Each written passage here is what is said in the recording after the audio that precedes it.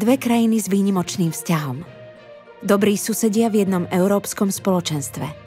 Slovensko a Česko ako partneri v programe cezhraničnej spolupráce Interreg.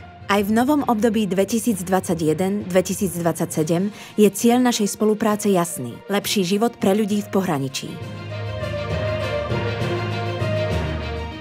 Životné prostredie, ochránime prírodu a pripravíme sa na zmenu klímy.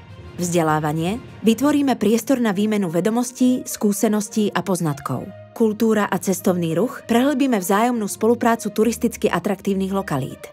Spolupráca inštitúcií a rozvoj partnerstiev medzi občanmi a verejnou správou. Miestne iniciatívy známe ako Fond malých projektov, aby sa susedia stali priateľmi.